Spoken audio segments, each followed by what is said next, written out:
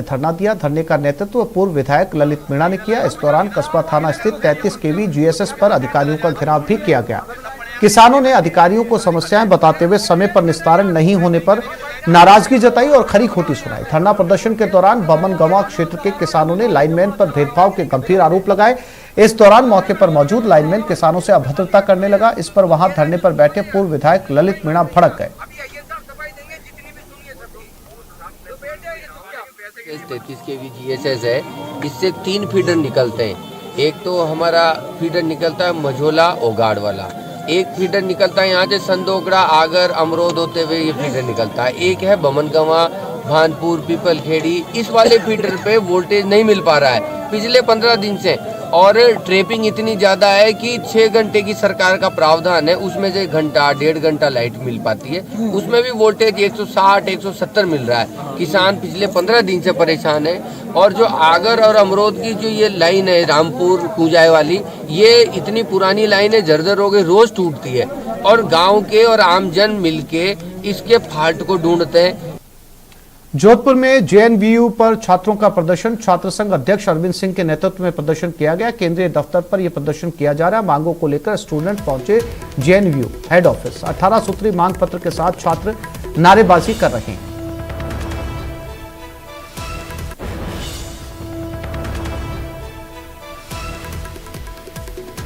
तो छात्रों का प्रदर्शन जेएनवीयू में 18 सूत्री मांगे हैं, इन्हें लेकर यह प्रदर्शन किया जा रहा है। रंजन दवे जोधपुर से हमारे साथ जुड़ गए। रंजन, क्या मांगे हैं इनकी और प्रदर्शन को लेकर क्या जेएनयू की तरफ से किसी ने कोई बातचीत की इनके साथ? जी, निश्चित तौर पर बताना चाहूंगा कि जो विश्वविद्यालय है जयनारायण व्यास विश्वविद्यालय जोधपुर ही नहीं बल्कि पश्चिमी राजस्थान का सबसे बड़ा विश्वविद्यालय के रूप में इसकी पहचान है। और सुदूर जो सीमावर्ती क्षेत्रों से विद्यार्थी पढ़ने आते हैं उनके लिए ये एक शिक्षा संकुल के रूप में पहचाना जाता है। और वो पहले आवासीय विद्यालय के रूप में इसकी पहचान थी, लेकिन उसके बाद में जैसे जैसे विकास होता गया और इसे अब है जो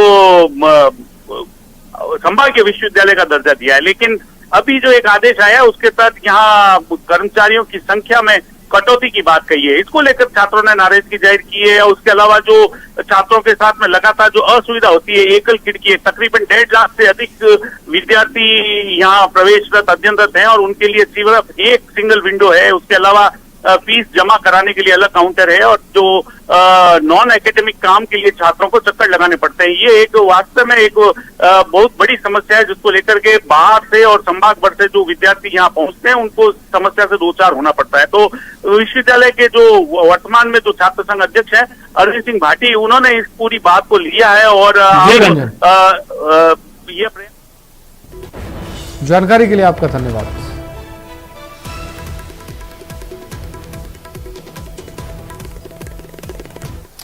और बीकानेर में देवी सिंह भाटी का प्रदर्शन। गोचर भूमि से अवैध कब्जा हटाने की मांग समर्थकों सहित संभागीय आयुक्त दफ्तर पहुंचे भाटी। डीसी ऑफिस में वार्ता चल रही है। Range IG Om Prakash, collector BP Kalal भी यहां पर मौजूद है।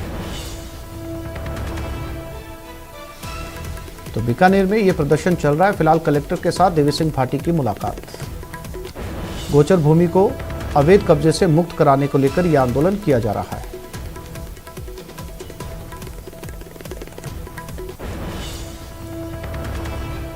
और जोधपुर के देचू से एक खबर। अध्यापक से मारपीट का वीडियो वायरल। निजी स्कूल के अध्यापक के साथ मारपीट की गई। देचू क्षेत्र के कलाऊ गांव स्थित निजी स्कूल का मामला है। छात्रा के साथ अश्लील हरकत का आरोप है। कल गुरु नानक जयंती पर विद्यालयों में अवकाश था, लेकिन अध्यापक ने विद्यार्थियों को स्कूल बुलाया था। 11वीं की एक छात्रा भी इसमें बुलाई गई थी।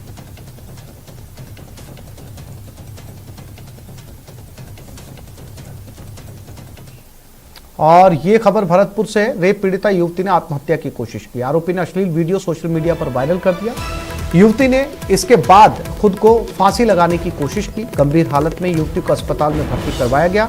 आरोपी ने 6 महीने पहले युवती के साथ रेप किया था, ऐसा युवती का आरोप है। कामा थाना क्षेत्र का यह मामला बताया जा रहा है।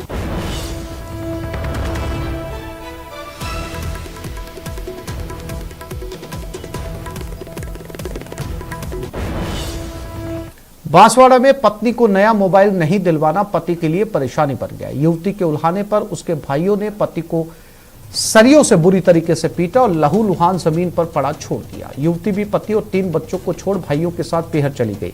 पीड़ित के अनुसार उसका ससुराल पक्ष अपराधी प्रवृत्ति का है और आगे भी इस तरह की वारदात को अंजाम दे सकते हैं। पीड़ित ने थाने में रिपोर्ट दर्ज करवा दी है।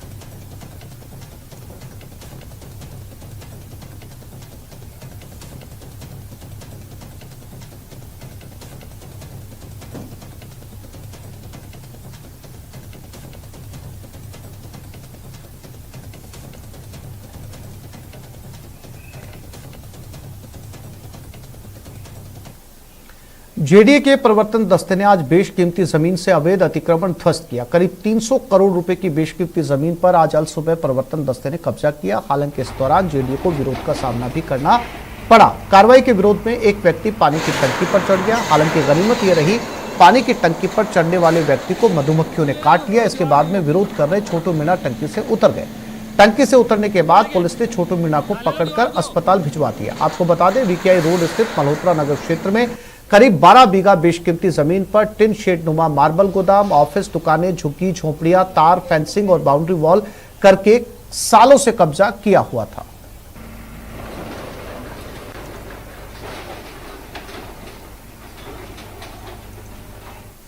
हिमाचल के चुनावी दौरे के दौरान सीएम गहलोत ने कहा कि पीएम नरेंद्र मोदी को पुरानी पेंशन योजना लागू करनी चाहिए। उन्होंने कहा, हमारी सरकार ने राजस्थान में पुरानी पेंशन स्कीम को बहाल किया है, अब हिमाचल में भी करेंगे। हिमाचल में प्रदेश में पुरानी पेंशन स्कीम को लेकर कांग्रेस ने कहा कि राज्य में सरकार बनते पहली मंत्रिमंडल बैठक में पुरानी पेंशन योजना को बहाल किया जाएगा।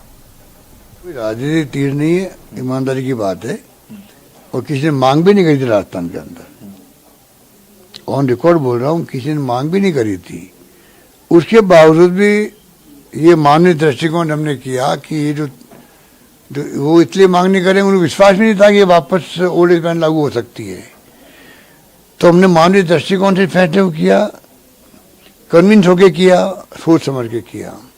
और मैंने आपको कहा ना, जब ह्यूमन राइट कमीशन, CNAG और जुडिशरी पे कमीशन सब मना कर रहे हैं, तो आप बताइए वो भी तो सोच के समझ के मना कर रहे होंगे कि आप NPC लागू मत रखो, ओल्ड एज पेंशन लाओ वापस। तो मेरा मानना है कि मोदी जी को चाहिए पूरे देश के अंदर और राज्य सरकारों को चाहिए कि इसको आगे आकर के लागू करें। हिमाचल चुनाव को लेकर सीएम गहलोत ने कहा कि जहां जहां भाजपा की सरकार है वहां विफल हो रही है, लोग दुखी हैं।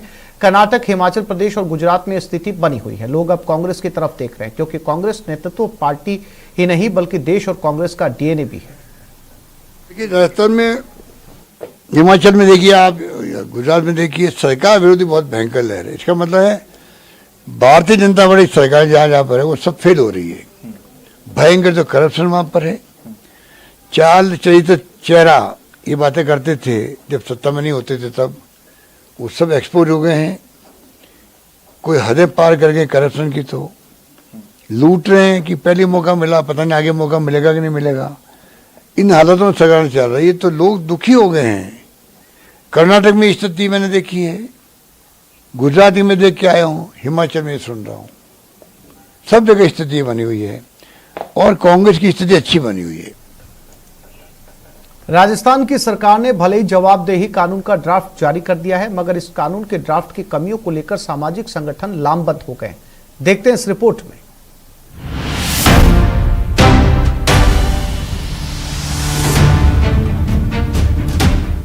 जवाबदेही कानून, ऐसा कानून जिससे सरकारी कारिंदों की जिम्मेदारी तय होगी। सरकारी कामों के लिए राजस्थान सरकार देगी गारंटी, जिसे लेकर ड्राफ्ट तैयार है और सरकार ने इस कानून के ड्राफ्ट को पब्लिक डोमेन में आपत्तियों के लिए जारी कर दिया है। लेकिन इस कानून को लेकर पिछले 12 सालों से संघर्ष कर रहे सामाजिक कार्यकर्ताओं ने इस कानून के ड्राफ्ट में कई कमियां बताई हैं। जवाबदेही कानून के ड्राफ्ट में ये हैं कमियां। ड्राफ्ट में सुनवाई का अधिकार कानून को कमजोर किया गया है।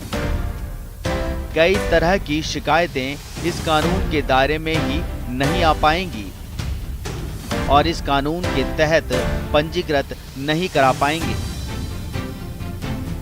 किन शिकायतों का कितने समय में निपटारा किया जाएगा स्पष्ट नहीं है। जिला स्तर पर शिकायतों की अपील के लिए विकेंद्रीकृत व्यवस्था नहीं है, जहां पर शिकायत के निपटारे से संतुष्ट नहीं होने पर नागरिक अपील कर सकें। राज्य स्तर पर एक प्रभावी और स्वतंत्र शिकायत निवारण आयोग का अभाव, जुर्माने और क्षतिपूर्ति के अप्रभावी प्रावधान। कोई भी व्यक्ति शिकायत कर सकता है, उसको कब मिलेगा उसका निपटारा वो नहीं पता, किस चीज़ के लिए कब मिलेगा ये नहीं पता, पेनल्टी की व्यवस्था है लेकिन कितनी है और कब लगेगी ये नहीं पता। तो सारे चीज़ जो मुख्य है, जो उसमें हम एक लाइन में कह सकते थे कि ये कानून, हमें ऐसा कानून चाहिए जो कोई भी शिकायतकर्ता को 1 महीने के अंदर उसकी शिकायत का सुनवाई करके जवाब मिल जाए लिखित रूप में कि यदि हाँ तो कब तक होगा, यदि ना तो क्यों नहीं होगा, और वो जवाब नहीं मिलने पर उस व्यवस्था के ऊपर पेनल्टी लगे, वो जांच करने वाली व्यवस्था। एक ही लाइन में ये होता तो पूरे राजस्थान की जनता को राहत मिलती, पूरे देश की जनता को राहत। तो पूरी तरह से पिछ रही ना, एक तरफ ब्यूरोक्रेसी, एक तरफ सरकार है, 2 पैटर्न के बीच में साबित बचाने कोई, दोनों पैटर्न के बीच में सरकार, वो जनता जो उसके बीच में फंसी हुई है। लोगों को लगता है कि सरकार बहुत अच्छा कर रही है कि शिकायत का समाधान हो रहा है, इतनी शिकायतें आ रही है, ऑनलाइन आ रही है, सब कुछ हो रहा है। ऑफलाइन में तंग थे क्योंकि वहाँ वो बाबू बैठे ऑफलाइन, ऑनलाइन में आप आमने सामने भी नहीं हो। इस कानून में पहले जो सुनवाई का अधिकार था आमने सामने तो बात होती थी, ब्लॉक लेवल पे एसडीएम के सामने, वो विभाग वाले भी बैठे हैं, शिकायत करने वाले भी बैठा है, तो वो बताता था हियरिंग में। अब तो वो भी नहीं है। अब जरा सुनिए ड्राफ्ट को लेकर सामाजिक कार्यकर्ताओं के सुझाव क्या हैं। शिक्षा भी मेरे जीने के अधिकार की हिस्सा है, मेरी स्कॉलरशिप।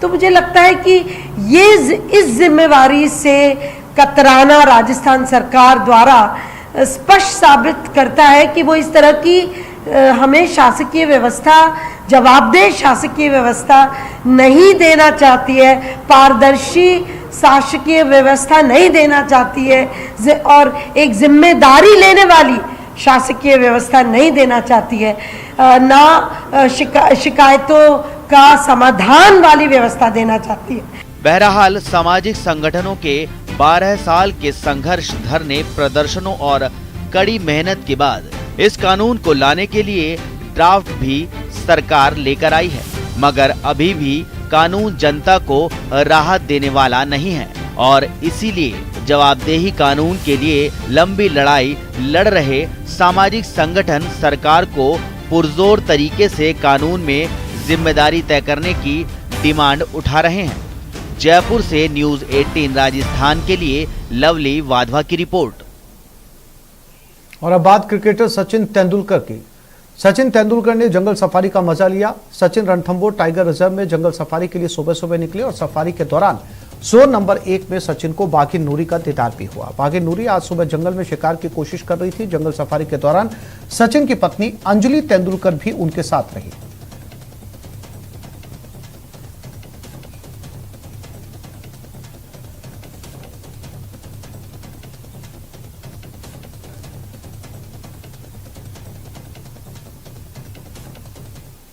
और ये खबर जयपुर से। एसएमएस के ट्रॉमा सेंटर में स्टेम सेल ट्रांसप्लांट हुआ। 7 साल के कैंसर पीड़ित बच्चे को जिंदगी देने की कवायद शुरू हुई। पीड़ित बच्चे की बहन से रक्त कोशिकाएं ली गई।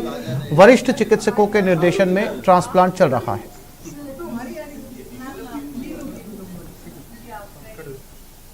इसमें पहले जो डोनर है, जो उनकी सिस्टर है, उसको एक प्रोसीजर दवाइयों के माध्यम से उनके जो स्टेम सेल्स उनको बढ़ाया जाता है। साथ ही साथ जो रिसिपिएंट है, जो बच्चे के ब्लड लगना है, स्टेम सेल लगना है, उनके उसके शरीर में से उसको कम किया जाता है दवाइयों के द्वारा। और ये जब उसके डोनर के वहाँ से स्टेम सेल्स की बढ़ोतरी हो जाती है तो वहाँ से उसको लेकर के और एक प्रोसेस के द्वारा फिर रिसिपिएंट जो बच्चा जो बीमार है उसको वो ड्रग चढ़ाया जाता है।